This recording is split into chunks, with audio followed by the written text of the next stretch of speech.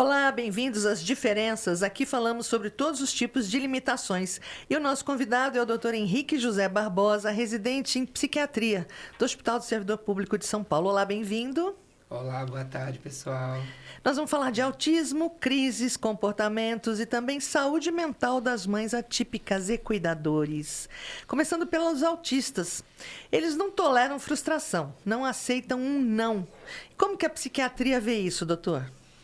Essa questão de não tolerar a frustração, né, é uma pequena parte dos sintomas do autismo, né? O autismo engloba aí uma série de sintomas relacionados com comportamento, interação social, estereotipias. Então, essa questão da frustração é um dos sintomas do paciente autista, Sim. que merece ser tratado da forma correta, com medicação, com terapêuticas, com terapias multidisciplinares. Então, isso é apenas uma pequena parte, né, de tudo que engloba aí esse transtorno. E não tem gente, tem que tomar medicação mesmo? Como é que você trabalha a medicação? Ele não quer ou não? Você não... É difícil isso. A gente tem o psicólogo Fábio e o doutor psiquiatra. Então, a bola está com vocês. Como é que você trabalha isso? O que é frustração com o não?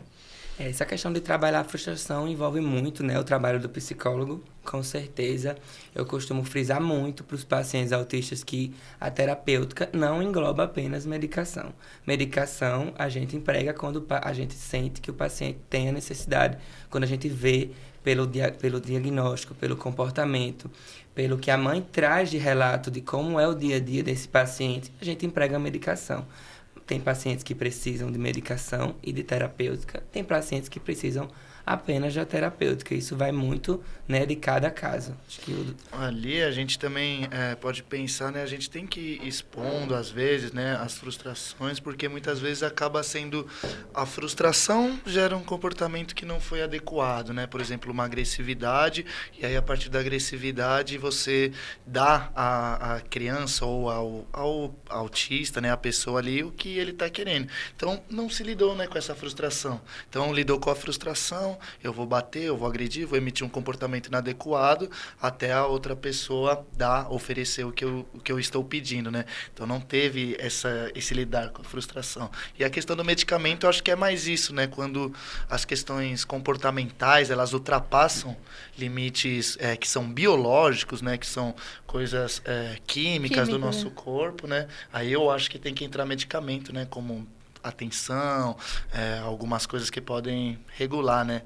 Isso é muito determinante a depender do paciente, né? Tem pacientes que necessitam de medicação porque são mais agressivos, têm um comportamento de risco até a si mesmo e a terceiros. Então, a medicação é empregada mais nesses casos como uma forma de dar uma contida no paciente. E justamente não existe uma medicação para tratar a doença, o transtorno do espectro autista. Existe medicação para tratar os comportamentos do transtorno, né? O doutor tem informação sobre canabidiol, se diminui a agressividade, essa coisa toda? Pode canabidiol ou não na pesquisa toda? O canabidiol está bem polêmico, né? No campo da psiquiatria, no campo da medicina como um todo. A gente não tem ainda embasamento científico que comprove realmente que ele é superior a outras terapêuticas, né? Eu prefiro primeiro tentar uma terapêutica mais comprovada, que a gente vê que um paciente responde mesmo ao canabidiol, mas ele entra, né, nessa gama aí de alternativas que a gente pode usar no paciente ou não, né? Depende muito de cada caso, de cada paciente. Uhum. E a ansiedade pode ser um gatilho para crises de agressividade no autismo? Com certeza, né? O transtorno ansioso, o paciente autista, ele pode ter transtorno ansioso. Sim. Não é porque o paciente é autista que ele não pode ter outros transtornos psiquiátricos. Existem autistas com bipolaridade, com TDAH, com depressão, com ansiedade. Então, assim, um não exclui o outro, né? Isso vai muito de uma anamnese muito bem feita pelo psiquiatra, pelo neurologista, para compor esse ampla gama de diagnósticos do paciente. E essa questão, desculpa, Miriam, vai só, por exemplo, pela anamnese, como que são os exames feitos para você, pô, esse paciente aqui ele precisa de uma medicação, esse paciente aqui ele não precisa de medicação. Mas só pela anamnese ou tem alguns exames específicos que são feitos?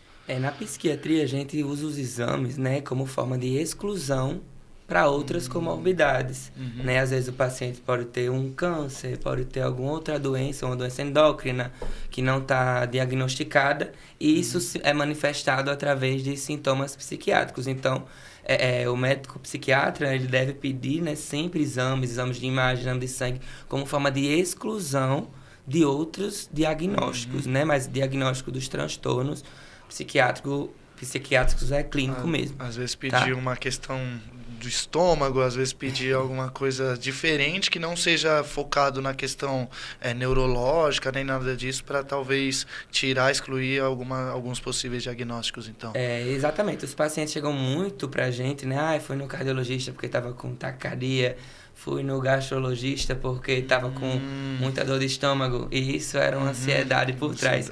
Então eles são feitos os rastreios por esses profissionais, você não tem nada. Pode ser que seja ansiedade, vá no psiquiatra, e a gente acaba tratando e melhorando esses sintomas que são causados por causa da ansiedade. Sim, bacana. Assim como a ansiedade pode ser um gatilho para as crises de agressividade, o TDAH também? O TDAH, né, o paciente com TDAH, ele tem sintomas de impulsividade muito importantes, né? Faz parte do escopo da sintomatologia do TDAH, né? O paciente com TDAH é impulsivo. E a gente precisa fazer essa diferença. Bastante impossível. É verdade. Eu que eu diga, né, Rafa? E a gente precisa fazer... e a gente precisa fazer a diferença do paciente impulsivo do TDAH com o paciente ansioso. Né? Porque um tem muito a ver com o outro. E como a gente faz isso? O paciente impulsivo do TDAH, ele não tem um sintoma-chave da ansiedade, que é o medo. O paciente ansioso tem muito medo. Medo de andar de metrô, medo de fazer tal coisa, medo da morte, diversos tipos de medo. Já o paciente impulsivo do TDAH, não. Ele não tem medo. Então é por aí que a gente diagnostica e diferencia um do outro. E isso é fundamental para o tratamento, né? Sim, com certeza. Dúvida. E o Venvance, esse remédio que está dando dando super certo, né? Não é para todo mundo. O Venvance é uma excelente medicação quando bem indicada para o paciente realmente que tem o diagnóstico. Então, assim, o paciente com TDAH que é impulsivo, que é muito desatento. A gente tem um TDAH que ele é mais desatento, tem um TDAH que ele é mais hiperativo, né? Então, assim, o Venvance, quando bem administrado, quando bem indicado, é uma excelente medicação que muda a realidade do paciente, muda a vida do paciente. Mas ele consegue ficar mais focado, prestar mais atenção, mais atento? Exatamente. O mecanismo biológico da medicação, né, da lisdexanfetamina, é justamente agir nesses sintomas-chave do TDAH. E como que o doutor detecta? Fala, vou passar Venvance para esse paciente. Isso a partir da anamnese, né? De uma anamnese bem feita. Mas tem que fazer exame, essas coisas? Também, né? Toda. Que a gente faz periodicamente ou não? Para o doutor detectar essas coisas. O diagnóstico do TDAH é clínico, né? Como eu falei, os exames a gente usa para excluir outras possíveis doenças, outras possíveis causas, né? Mas o diagnóstico é basicamente feito na consulta com o paciente, o teste neuropsicológico pode ajudar o psiquiatra a dar o diagnóstico, entendeu? Mas é basicamente consulta, conversa com o paciente mesmo. A avaliação neuropsicológica tem que estar junto com o tratamento psiquiátrico, é isso? Junto com o médico? O psicólogo tem que estar junto com o médico. A avaliação neuropsicológica, ela vem quando a gente tem uma dúvida diagnóstica, aí o neuropsicólogo vai fazer a avaliação, mas não é determinante para o diagnóstico, não. Mas, por exemplo, para saber se é autista ou se é TDAH, é isso? Não, para ajudar nas nuances dos diagnósticos, mas o diagnóstico feito mesmo é pelo médico, tá? Sim, o teste é ótimo, é excelente para dar essa complementada na abordagem. Tá, ok. Como é que se deve lidar com as crises de... Agressividade. A agressividade no autismo, doutor? As crises de agressividade, né? O paciente autista, ele tem que estar nesse suporte familiar, pedagógico, psicoterápico, médico, nessa abordagem multidisciplinar para a gente poder saber lidar, né? Quem vive com o paciente, quem pega mesmo as crises, né? Muitas vezes são os pais ou os professores, Sim. né? Então, essas pessoas, elas têm que estar preparadas para saber lidar com o paciente, né? E o que ele pode vir a oferecer com isso, né? E falando sobre química, né? Química do organismo, o que pode disparar os gatilhos de agressividade em se falando do organismo, na química do corpo, né? Na psiquiatria a gente não tem uma química exata para nada, né? Por exemplo, uma coisa que as pessoas às vezes erroneamente têm em mente na depressão. Vamos dosar a serotonina, que é o hormônio que a gente emprega para ser restabelecido com o uso de antidepressivos. Não existe isso. Não existe dosagem hormonal, não existe dosagem química para diagnóstico de depressão. O diagnóstico é basicamente clínico, feito a partir da consulta, da anamnese mesmo. E autista também pode ter depressão? Pode, como eu falei, né, anteriormente, o paciente autista ele não está excluído de outros diagnósticos, né? Ele pode ter um diagnóstico comórbido, sim. Uhum. Como fazer a criança entender, doutor, que ela precisa de limite? Aí vai na terapia, né? A abordagem terapêutica é fundamental para a criança ter esse limite, ter esse controle. Acho que Como faz isso, psicóloga?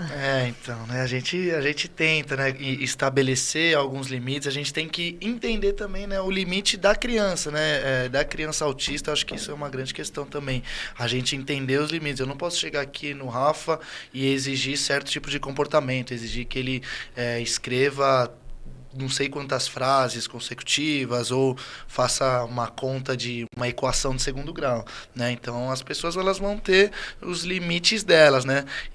Mas a gente tem que entender também o ponto de base, né? Isso daqui tá passando dos limites do que eu tô exigindo. Agora, certas coisas a gente tem que entender a capacidade da criança de conseguir fazer, né? Então, assim, eu tô exigindo muito dela, por que ela tá ficando nervosa, né? Eu acho que eu exigi demais. Eu pedi para ela fazer aquela atividade muitas vezes, né? Então, aí a gente tá exigindo muito do limite dela. Mas a gente tem que colocar na criança, estabelecer esses limites sustentando, né? Quando está acontecendo algo inadequado, a gente tem que sustentar, mesmo que a criança às vezes vai emitir um comportamento agressivo, vai gritar, vai tentar te incomodar de alguma forma, mas a gente tem que sustentar, porque como eu falei no começo, se a gente acaba cedendo, aí ela vai pensar o quê?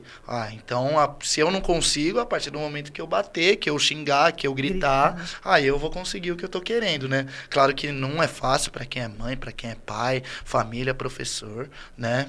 Colocar esses limites e sustentar os comportamentos inadequados, mas aos poucos isso vai colocando certo tipo de limite na criança, né? Até mesmo no adulto, que quer que seja, né? Na nossa vida como um todo, né? E é muito individual, né? De cada paciente. Exato, né? É um trabalho de formiguinha individual, porque cada paciente tem sua realidade, tem uma estrutura familiar, tem uma certa escola que dá mais suporte, que não dá, então... Se você não tem contato muito com a família, você não sabe muito bem como aquela família age, não adianta você colocar o seu limite, né? Você tem que entender o limite que a criança tem dentro de casa também.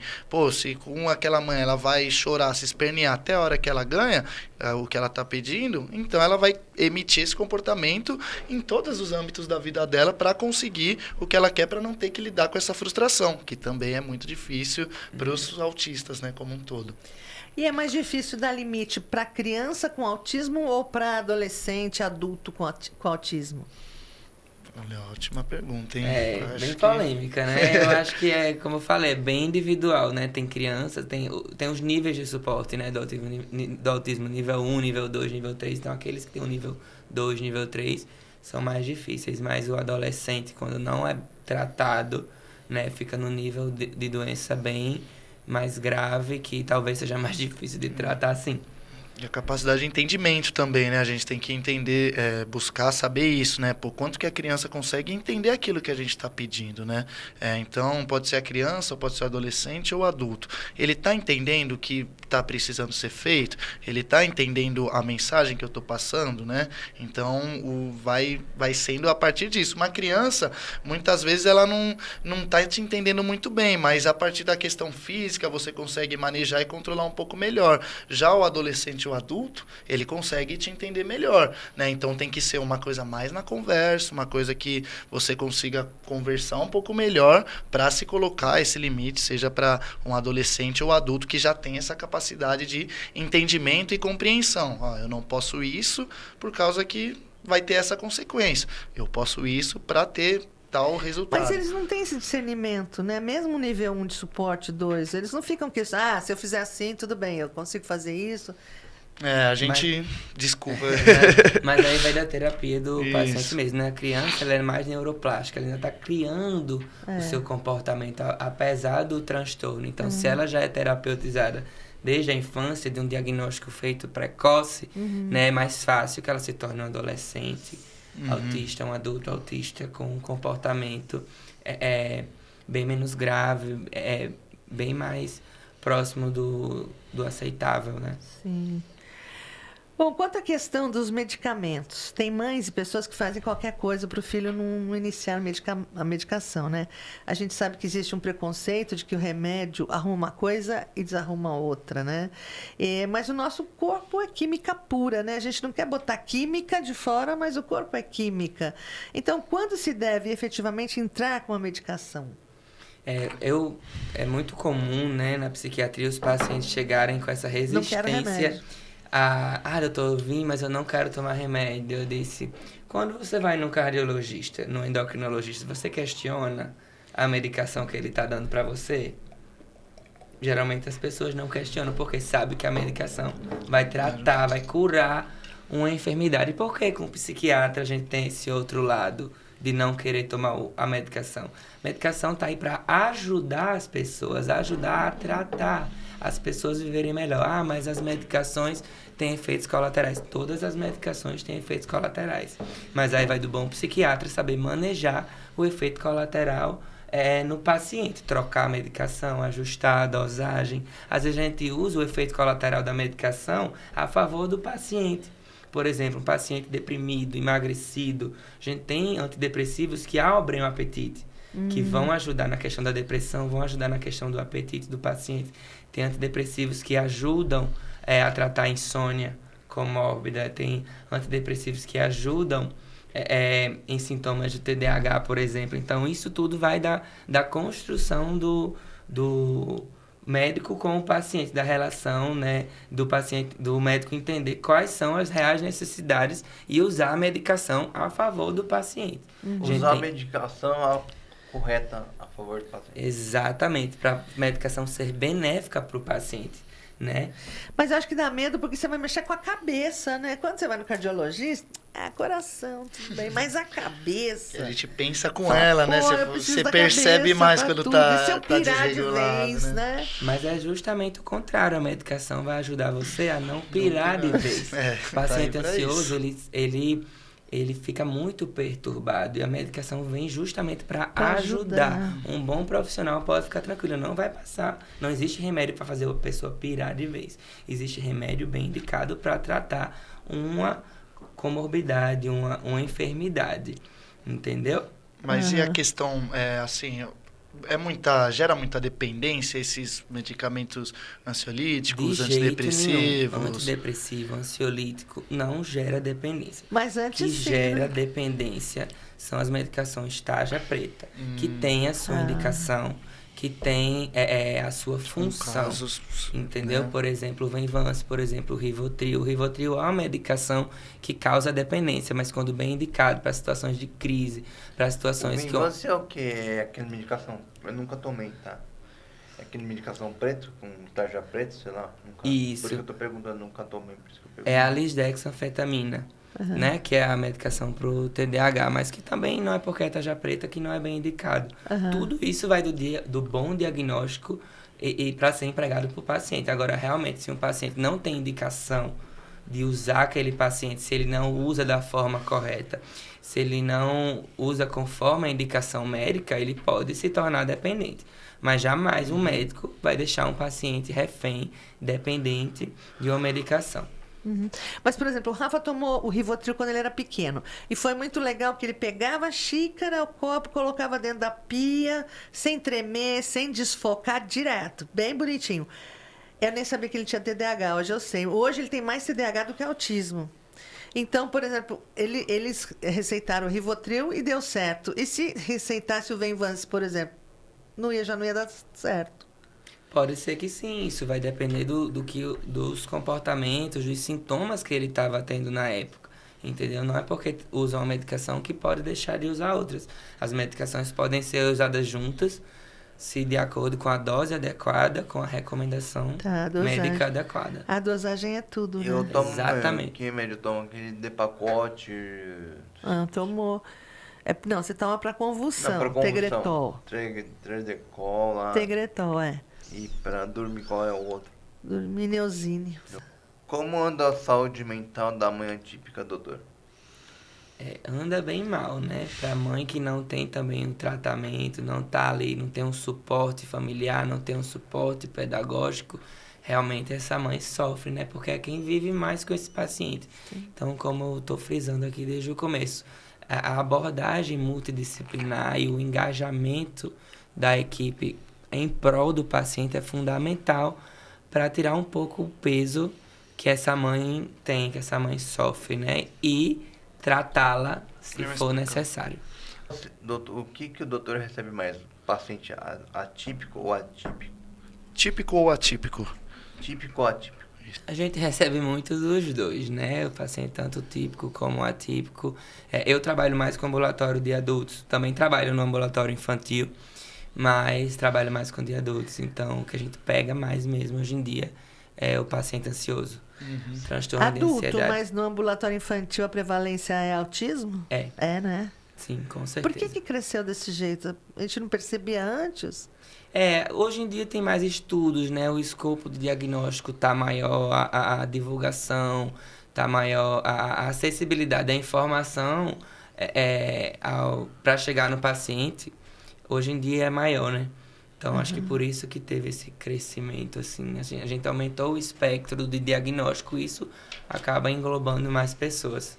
Mas no seu consultório mais ansiedade, que hoje tá assim... Mais ansiedade ou mais depressão? Mais ansiedade. Esse ritmo frenético que a gente vive, principalmente aqui em São Paulo, né? Faz as pessoas serem extremamente ansiosas, né? Ansioso por causa de um trabalho, ansioso por causa de uma pressão no chefe, ansioso para pagar as contas, ansioso para saber como é que vai ser o futuro, entendeu? Então, a ansiedade tem gatilhos muito presentes na sociedade que requerem uma atenção muito grande.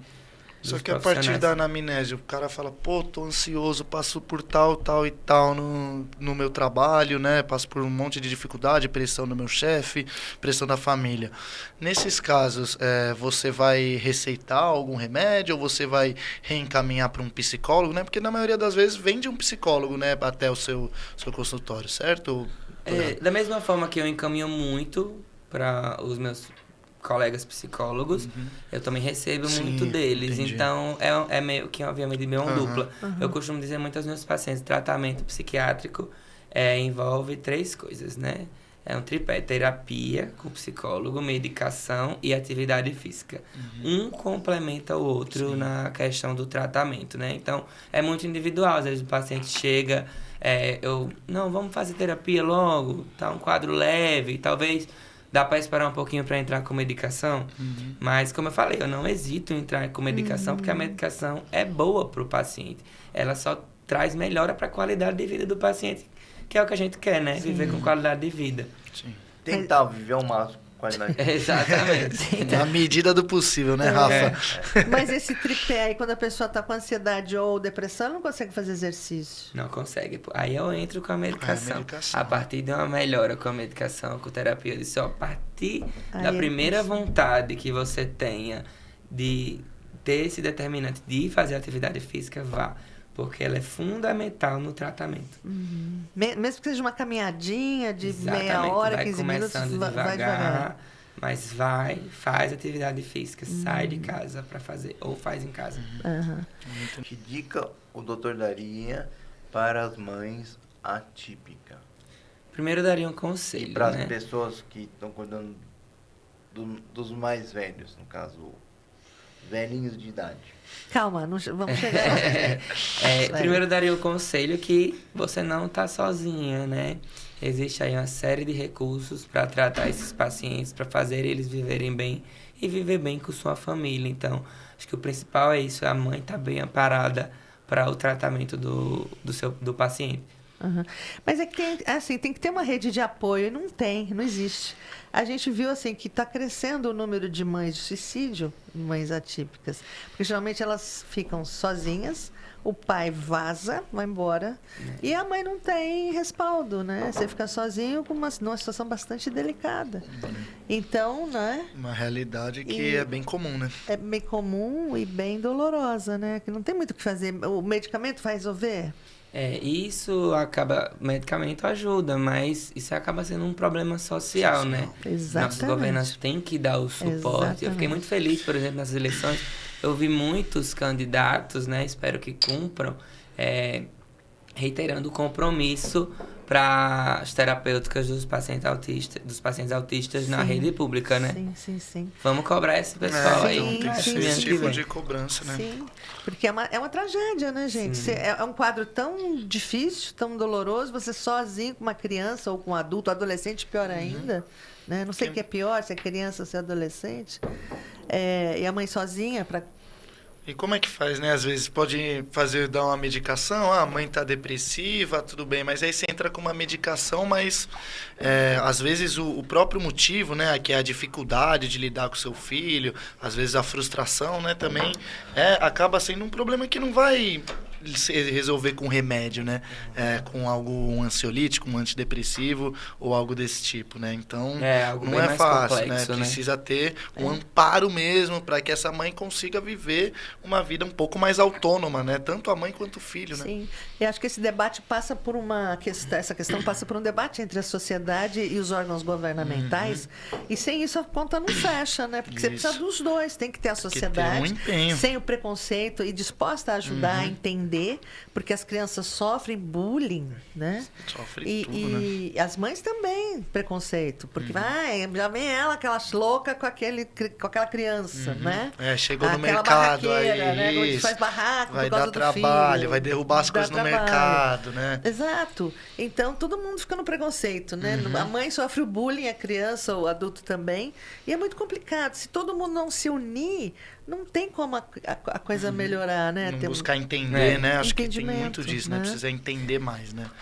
E aquela mãe que não dorme, né? Com ansiedade. E a gente sabe que a insônia também causa obesidade, né? A insônia, né? Pode ser puramente uma insônia, algo isolado, ou pode ser algo complexo, multifatorial. E não é que a insônia causa obesidade, a insônia pode causar uma desregulação biológica que pode levar o paciente a ter um sobrepeso, a engordar. Então, o tratamento da insônia também é algo fundamental para essas mães, para esses pacientes, né? E por que os autistas, de modo geral, têm muito problema com sono? Não dormem, porque sem medicação, né? É algo meio que do comportamento dele, né? Da biologia do... É química, falta uma química. Na verdade, tem uma química a mais, né? Uma chavinha ligada aí, uma sobrecarga que às vezes a medicação para dar aquela contida nele é fundamental para ele ter uma noite de sono saudável, né? E quais são os maiores transtornos em termos de saúde mental nos dias de hoje? Como eu falei naquela hora, né? Ansiedade, depressão também, com certeza. São dois grandes males aí na sociedade, né? 4% da população mundial sofre de depressão, então é um número bastante considerado. E a ansiedade é medo do futuro, do que vai acontecer, né? Isso, a ansiedade vem de ansiar, né? De ansiar algo, o medo, né? Tá extremamente ligado ao paciente ansioso.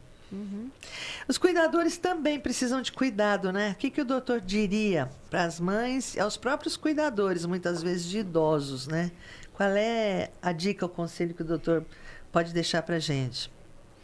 Os cuidadores, eles também realmente precisam de cuidado. Às vezes está numa sobrecarga, num nível de estresse tão grande para desempenhar aquele papel tão importante, tão fundamental, né?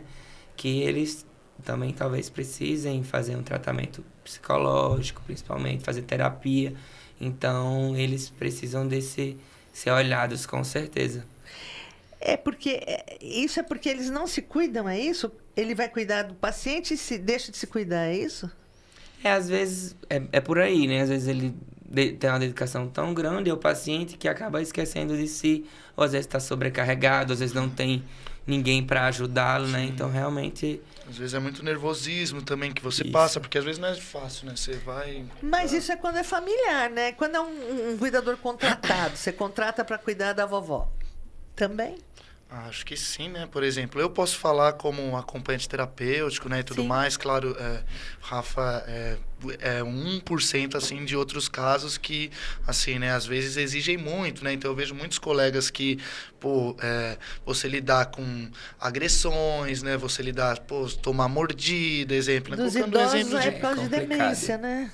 Os idosos também, às vezes, você vai ver casos onde, o idoso, ele xinga, ele cospe, ele não faz o comportamento adequado, porque, às vezes, a sanidade já não está tão preservada também, né? Então, você pensar amanhã lá vou eu de novo. Como é que eu vou encontrar aquela pessoa? Será que eu vou encontrar bem? Ou será que eu vou encontrar ela agressiva? Será que vai ser um dia bom? Ou será que vai ser um dia que eu vou ter sofrimento para lidar com aquela pessoa? Sim, então, acho que tudo isso vai dando uma ansiedade, né? Sim, muito maior. E certeza. também o fato de você, às vezes, achar que não está lidando muito bem, que não está dando conta, também pode te dar uma ansiedade, até mesmo uma depressão também, sabe? Que você não acreditar em si mesmo, sabe? Muitas vezes, né? Então, é difícil. Então, precisa desse cuidado, os cuidadores, né? O cuidado de quem cuida. E o que é preciso para a gente se cuidar? O que falta para a gente se enxergar e perceber que a gente também precisa de cuidado? Por exemplo, eu já vi muitos falar que médico ele cuida do outro porque ele não se cuida. Isso é muito individual, né? Por exemplo, claro, não dá para generalizar. Mas acontece, né? O médico não cuida dele, ele cuida do outro, mas ele esquece dele. Com certeza. Mas como é que você vai cuidar do outro? No hospital, ele cuida do outro, não dele, teoricamente. Mas como é que você vai cuidar do outro se você não estiver bem, né? Por exemplo, eu falo por mim, eu procuro sempre fazer atividade física, eu tenho uma alimentação balanceada, né? Tratar alguma coisa aí que não esteja muito legal, né? Com a opinião de outro colega médico, óbvio, né? A gente não pode se automedicar, mas a gente tem que estar bem para poder cuidar do outro, sim. Né? Isso daí de quem cuida não tem que ser cuidado ou não se cuida, eu acho que não é bem por aí, não. A gente tem que se cuidar, poder cuidar bem do outro, como tudo na nossa vida, né? Se a gente não estiver bem para desempenhar, a coisa não anda, a coisa não flui. Sim, mas eu acho que a gente não tem essa cultura de se cuidar já de cara, né? A gente já não se cuida. Tem bastante disso mesmo. Não Dá até preguiça. Mas Você fala, então... vou marcar uma consulta para ver que tem... Ih, você já fala, consulta, vai demorar. Vai demorar, exato. Depois eu vejo isso, depois né? deixa pra lá. Já tem essa cultura, né? Que já tá tudo errado, né? Mas eu acho que tá mudando, sabe? Né? Eu vejo muito, assim, os jovens, os adolescentes hoje em dia. Hoje tá tendo um boom de saúde, bem-estar de corrida, então... Fitness. Muitos... A onda fit aí eu acho que tá chegando com tudo nessa galera jovem, assim. Antes a moda era usar bebida, fumar. Hoje não, hoje a moda é acordar cedo e correr. Isso mudou bastante, né? Alimentação saudável, isso é muito bacana, né? Sim. Essa mudança aí. Sim, dá uma diferença no seu emocional muito grande, né? E as pessoas... Dá preguiça, né? Você, vou sair, vou correr lá 10 quilômetros, né? É difícil, mas o retorno é inevitável, né? Esse pessoal acaba sendo influenciadores digitais pro bem, né? Então isso é muito bacana. Verdade. E falando dos idosos, como a psicogeriatria cuida desses pacientes hoje? Tem novidades, coisas novas? A população idosa, né, mundial está crescendo, né? E com isso a doença mental nessa população que é cada vez maior. a gente tem uma estimativa aí de 4 a 10% dos idosos aqui no Brasil são diagnosticados com a depressão, fora os que são subdiagnosticados. E é um grupo que tem um comportamento de risco muito grande para o suicídio, né? A taxa de suicídio no idoso, ela está bem alta. Então, olhar para esses pacientes, o cuidado, o tratamento para eles é muito importante, porque está crescendo, né? A população está se tornando sabidamente mais idosa, então isso é acompanhado na doença mental também. Mas o suicídio é por conta dele ficar em depressão? Ou não? Por causa do nível de depressão. Às vezes a doença está num nível muito grande, a solidão, o isolamento social, a perda de status que tinha na sociedade, o luto, né, de familiares, de amigos. Isso acaba sendo um gatilho muito grande para o transtorno depressivo, com certeza. Então, assim, o olhar para essa população é muito importante. Que dicas o doutor daria para essa população? Essa população tem que estar junto, né, do sistema de saúde, tem que estar, tem que ser vista pelos familiares ou pelos nossos governantes. Quem não tem esse suporte familiar, a gente vê um nível de idoso muito alto de solidão. Né? Eu trabalho no Hospital do Servidor e todo servidor lá tem direito ao convênio, né, do IANSP. Então, a taxa de idoso é altíssima, então a gente vê muito essa população enquanto ela sofre com a solidão e com a depressão. E também ficam sozinhos, tomam remédio errado, né? Aí desmaia, acontece um monte de coisa, um monte de problema. Tem que ter muito cuidado, né? O tratamento medicamentoso, polimedicamentoso no idoso tem que ser muito bem ajustado, muito bem cuidado. Eu, com o meu paciente idoso, eu desenho mesmo, assim, ó, essa de manhã, essa de tarde, essa de noite. Para ele ter esse cuidado. É bem uma forma lúdica para ajudar o paciente. E né? letras garrafais e voz grande. Se não quiser morar com parente. Com parente, o que faz? Eles querem ficar sozinhos, querem autonomia.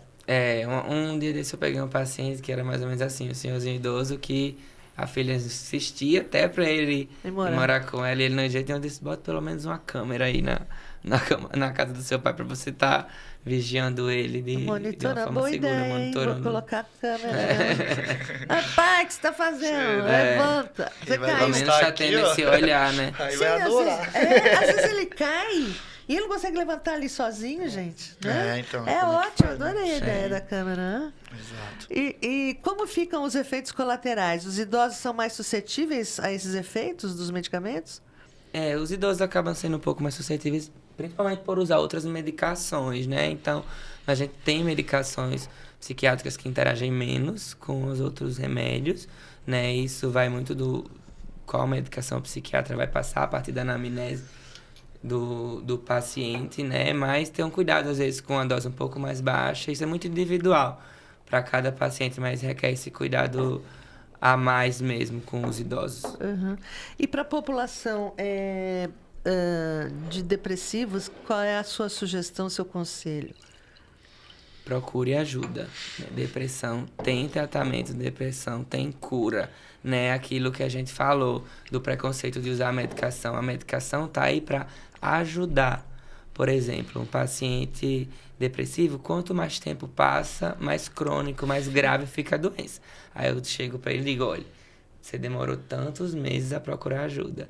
A resposta não vai ser tão rápida. Demora, é mais complicada, requer um tratamento mais intenso. É que nem um paciente diabético. Se ele não tratar a diabetes, vai ter neuropatia, pode amputar um pé, pode ficar cego. Mesma coisa com a doença mental. A doença mental não tratada, ela implica em perdas neuronais que podem ser crônicas. Então, o tratamento é fundamental para evitar uma piora e uma cronicidade do quadro do paciente. Perdas significativas, né? E isso é o quadro de depressão. E ansiedade? Qual é a dica, a sugestão? Ansiedade, mesmo jeito. Né? A gente tem um tratamento muito eficaz hoje em dia para os pacientes. Às vezes chega o paciente que demora a vir, que a gente emprega a medicação e diz, meu Deus, doutor, por que eu não fui usar esse remédio antes? Porque eu estava no nível assim que o remédio está salvando a minha vida, meu trabalho, meu relacionamento afetivo, meu relacionamento familiar com os amigos. Entendeu? Virar outra pessoa, né? Exatamente. Acordei, né? Onde eu estava, certeza. né? Dormindo. Você estava mal, não sabia o que estava Isso. acontecendo, né? Relação e a medicação social dá um ruim, up, né? levanta, Não quer acorda, fazer né? nada, né? Então é Legal. difícil. Ok, deixamos de falar alguma coisa importante? Não, acho que a gente trabalhou bem, né? Foi bem bacana aqui o bate-papo. Espero que essa mensagem aí... Ajudou muito. Chegue, né, Fábio, aos outros. alguma coisa a acrescentar? Ah, acho que foi bem legal, assim, o doutor Henrique aí ajudou bastante a gente. Bastante informação aí que a gente vai poder compartilhar Sim, durante sim. esse período aí. A gente vai Bem estar legal. informando bastante gente. Agora, o doutor é do Rio Grande do Norte. Tava falando pra ele. Genipabu, Quase de praia, Recife. gente. Recife Olha, tá praticamente do lado ali. praia Natal. de Pipa. Ele tá aqui em São Paulo, pelo amor de Deus. Falei pra ele, ó, o Rafa quer A vender saúde coco, mental dele, ele já sabe né? onde que ele busca. O Rafa quer vender coco na praia. É uma ambição, super vixe, ambicioso, né? Vender coco. Eu acho que na praia, falei, ninguém fica louco, porque Vai lá sol, dar uma peixe, mergulhada. água A de gente coco. fala isso daqui, né? Porque a gente sabe a falta que faz, né? A praia. Mas Sair lá daqui. tem problema? Não. Qual é o problema quando mora na praia? Quando você tá, é o quê? Só se Não, for o acho que dinheiro. cada um tem sua realidade, sua particularidade, né? O que é novidade, o que é diferente pra você, não é pra Mas, quem por mora exemplo, na de praia. modo geral, o verdade. que tem mais ali? Não é depressão, é? Você atendia lá Ansiedade. também, lá em Natal? Sim, Você é de Natal? sou Desculpa. de Natal. Natal. O pessoal lá também tem depressão, tem ansiedade, isso é normal, isso é comum, não é porque tem praia que não vai que ter. não vai eu ter. nunca peguei Praia- depressão na praia. É Nunca. fácil, né? A solução dos porque problemas você tá não na tem. praia. Bota uma É. praia aqui em São Paulo, então acabou a depressão. Não, mas Não ia mudar nada, Não ia sabia? nada, não ia nada, com Isso mesmo, aqui certeza. não tem jeito, Infelizmente, gente, é muito não, louco mas, isso aqui, né? mas lá, né, é também a mesma coisa, né? Não tem jeito. As depressões, os problemas, acho que estão inerentes a todo mundo. É dinheiro, é família, é medo de não dar as coisas não dar E certo. Tudo, né? Como que o doutor se encantou? De onde veio esse encantamento pela psiquiatria? Na faculdade eu sempre gostei muito, né, da cadeira da psiquiatria, sempre gostei muito de conversar com as pessoas, de entender a realidade do paciente. Eu acho que o papel do bom psiquiatra é isso, entender o paciente como um todo, né, não só um escopo de sintomas. Então, por isso que eu me encantei e por ver resultado, por ver tratamento e por mudar a qualidade de vida do paciente. Eu acho que isso é o encantamento do médico é esse, né? Quando você ajuda, de fato, a tratar um paciente. Isso é o que faz o nosso trabalho valer a pena. Sim. É isso aí. Bom, então... Telefone para contato?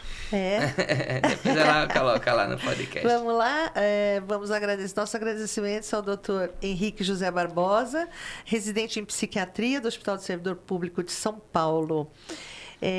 Também vamos pedir para o doutor deixar os contatos para as pessoas interessadas, tudo bem? Tudo bem, deixa assim. Tem o WhatsApp, tem o site, tem o Instagram, Insta. né? @doutor.henriquejosé.